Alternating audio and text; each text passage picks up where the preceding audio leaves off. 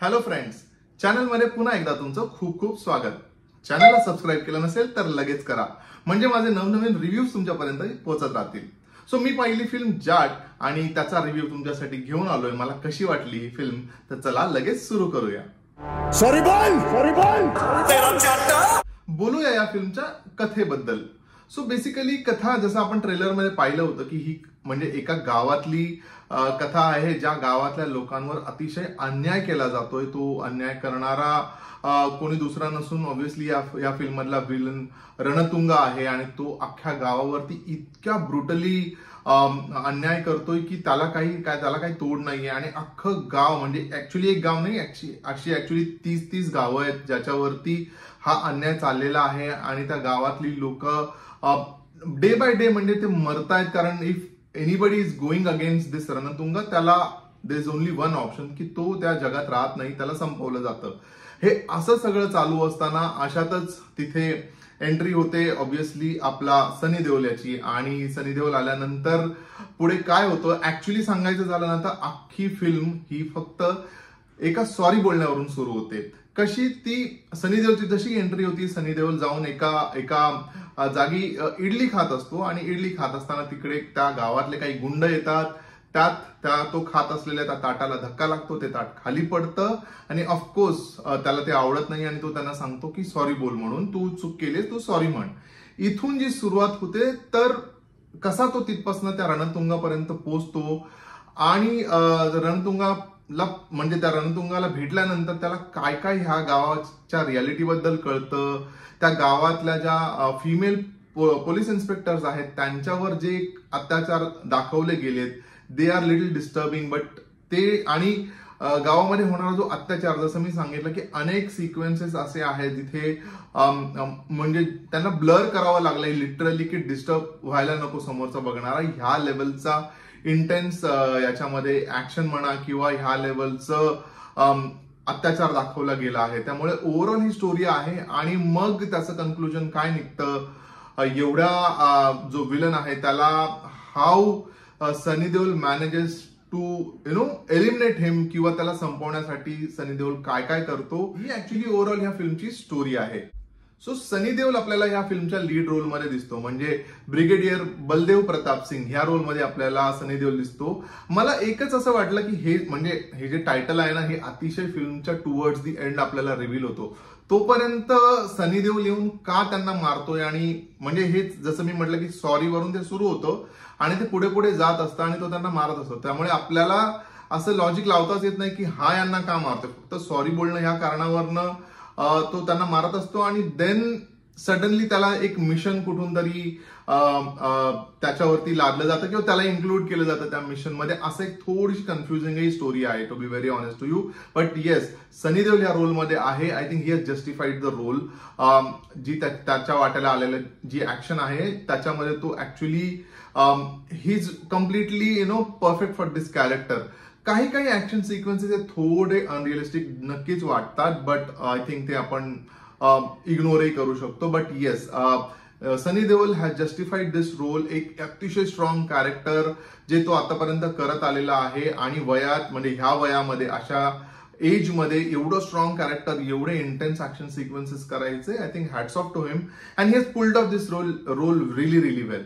त्यानंतर आपल्याला दिसतो विनीत कुमार सिंग, जो अगेन एका वेगळ्या रोलमध्ये आहे. आणि बॉस आता रिसेंटलीच आपण याचा हा मला वाटतं तिसरा movie Chhaava, superboys of Malegaon and नाव दिस फिल्म जाट, त्याच्यामध्ये तिन्ही रोलमध्ये एवढ्या वेगवेगळ्या व्हरायटीज या ऍक्टरने दिलेल्या आहेत ना, यालाही बघणं स्क्रीनवर कमाल आहे. आम्ही कमालीचा विलनचा भाऊ याने प्ले केलाय अँड आय थिंक अगेन त्याच्यामध्ये जे पोटेन्शियल आहे ते त्याच्या ऍक्टिंग मधनं आणि आपल्याला कळतं. So he has delivered a fine performance. त्याच्यानंतर ह्या फिल्ममध्ये आपल्याला दिसते सयमे खेर, जी एका पोलीस इन्स्पेक्टरच्या भूमिकेमध्ये आहे.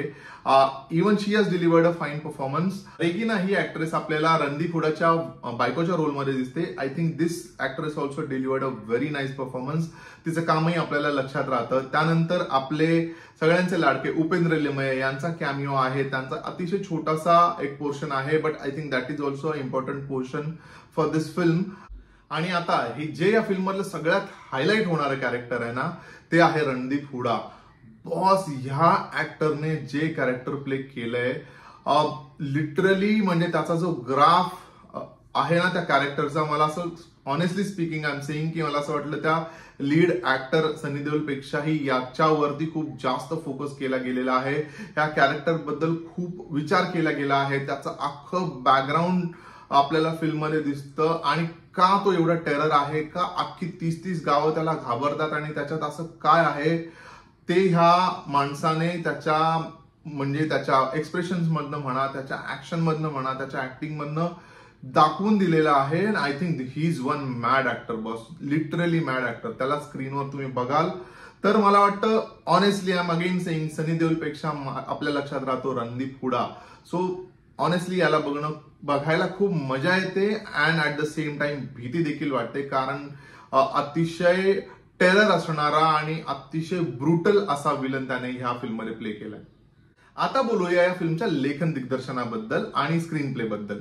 सो ही तिन्ही कामं एकाच माणसाने केली आहे, ज्याचं नाव आहे गोपीचंद मलिनेनी, जो या फिल्मचा लेखक, दिग्दर्शक आणि स्क्रीन प्लेही त्यानेच लिहिलाय. So I would say screenplay खूप चांगला आहे, कारण जेव्हा जेव्हा सीन आपल्या समोर येतो, स्पेशली ऍक्शन सिक्वेन्सेस आहेत ना, हे आपल्याला हुक करून ठेवतात. ठीक आहे, आणि खूप इंटेन्स ऍक्शन आहे ऍज आय सेड, कारण तो जो एक बॅकड्रॉप दिलाय म्हणजे श्रीलंकेतलं एक गाव आणि तिथे राहणारे लोक, त्यांचं बॅकग्राऊंड, हे म्हणजे ह्या अशा एन्व्हायरमेंटमध्ये किंवा अशा जागी राहणाऱ्या लोकांची कशी ऍक्शन असेल, अतिशय त्याच प्रकारची ऍक्शन दाखवली गेली आहे. सनी देओलच्या वाट्याला आलेली ऍक्शन थोडी स्टायलाइज्ड ऍक्शन आहे, त्यामुळे overall screen play is good.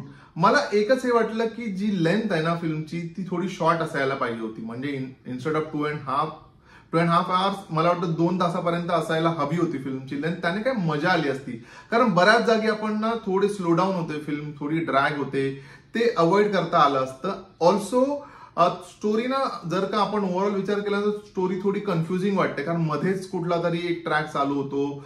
आणि दुसरं एक डिसअपॉइंटिंग फॅक्टर हा आहे की सनी देओलचं ऍक्च्युअल कॅरेक्टर जे आहे ते अतिशय एंडला रिव्हील केलं गेलं आहे. म्हणजे त्याचं कॅरेक्टर बिल्डिंग म्हणजे सुरुवातीपासून तो ऍक्शन सिक्वेन्सेस आहेत, पण त्याचं कॅरेक्टर बिल्डिंगच होत नाही. जे मी जसं म्हटलं की रणदीप हुडाचं कॅरेक्टर बिल्डिंगवर एवढा फोकस केला गेला आहे ना, समाव आय फील की डायरेक्टर ऍक्च्युली ह्या रोलच्या जास्त प्रेमात असावा रणदीप हुडाच्या, आणि त्याच्यावर त्याने खूप जास्त फोकस केलाय, खूप जास्त डेप्थ आपल्याला कळते. इनफॅक्ट स्टार्ट टू एंड त्याची जर्नी अख्खी आपल्याला कळते.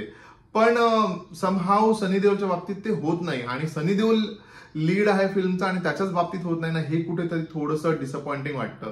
वन मोर फॅक्टर इज जो क्लायमॅक्स आहे, म्हणजे सुरुवातीपासून 1 by 1 म्हणजे एवढेच ऍक्शन सिक्वेन्सेस आहेत आणि अतिशय व्हरायटी असणारे ऍक्शन सिक्वेन्सेस आहेत.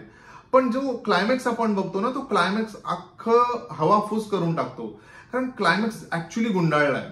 म्हणजे जो टेरर रणदीप हुडाचा आहे त्या टेररच्या हिशोबाने जी फाईट व्हायला पाहिजे होती, कदाचित ती शेवटची फाईट एक अर्धा-1 तास तरी चालायला पाहिजे होती, ती 10 मिनिटं पण नाही चालत. त्यामुळे ना तिथे थोडा हिरमोड होतो की जो एवढा टेरर हे आहे म्हणजे विलन आहे, तो इतक्या सहजासहजी असा हार मानणार नाही किंवा असा त्याचा एंड होणार नाही. त्यामुळे आपण कन्व्हिन्स नाही होत, म्हणजे काहीतरी जबरदस्त तो सिक्वेन्स असायला पाहिजे होता. So that is one more disappointing factor. तर हे काही फॅक्टर्स आहेत जे मला actually in terms of direction थोडे निगेटिव्ह पॉइंट्स मला वाटले. या फिल्ममध्ये जो कलर पॅलेट यूज केला गेला आहे ना, ऍक्च्युली म्हणजे ना that is also very impressing. म्हणजे एक अतिशय लो वाटणारं किंवा अतिशय डिप्रेसिंग असं वाटणारं जेव्हा जेव्हा ते ऍज आय सेड की इंटेन्स सिक्वेन्सेस आहेत जिथे लोकांना मारलं जातंय, त्यांच्याबरोबर अत्याचार केला जातोय, तिथे ना कलर टोन अतिशय डिप्रेसिंग असा कलर टोन त्यांनी यूज केलाय आणि त्यामुळे त्याचा इम्पॅक्ट आपल्याला जास्त येतो. सेकंडली बोलायचं झालं तर जे ऍक्शन सिक्वेन्सेस आहेत ते जे डिझाईन केलेत किंवा त्याबद्दल जे विचार केला गेलाय ना, मला तेही आवडलंय, कारण तेही आउट ऑफ ट्रॅक वाटत नाहीत. अनलेस म्हणजे काय काय जसं मी म्हणालो की काय काय सिक्वेन्सेस आपल्याला वाटतात अनरिअलिस्टिक, बट ऍक्शन ही खूप छान पद्धतीने विचार केला गेला आहे किंवा छान पद्धतीने कोरिओग्राफ केली गेली आहे. म्युझिक बद्दल जर मला बोलायचं झालं तर मला honestly I was very disappointed, कारण थमन ह्या फिल्मचा म्युझिक डायरेक्टर आहे आणि आय थिंक बॅकग्राऊंड स्कोर एक त्यानेच केलंय. बट त्याने केलं जरी नसेल तरी बॅकग्राऊंड स्कोर हा खूप जास्त लाऊड आहे आणि तो समहाऊ तो फ्लेवरही येत नाही. म्हणजे जशी फिल्म आहे ना त्याला तो मला मॅच असा बॅकग्राऊंड स्कोर नाही वाटला आणि खूप जास्त लाऊड वाटला. काही डायलॉग्स त्या म्युझिक मध्येच निघून जातात. सो आय थिंक ती एक बाजू बघायला हवी होती आणि that is another negative point about this film. So overall जर सांगायचं झालं ना तर ही फिल्म वन टाइम वॉच आहे, just to see Randeep Hooda's performance आणि सनी देओलची स्टाईलाइज्ड ऍक्शन प्लस थोडी इमोशनल करणारी स्टोरी आहे. वुमन एम्पॉवरमेंट वरती बोललं गेलं आहे, त्यामुळे तो एक अँगल आहे. त्यामुळे ओव्हरऑल तुम्हाला बघायला मजा येईल. ऍज आय सेड की थोडी लेंथ जास्त आहे, त्यामुळे थोडं पेशंटली बघावी लागेल. But one time watch he film नक्कीच आहे. मी या फिल्मला देतोय 2.5 स्टार्स.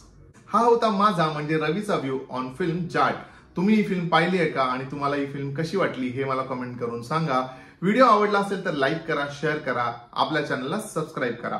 आपण भेटूया लवकरच. तोपर्यंत स्टे ट्यून्ड.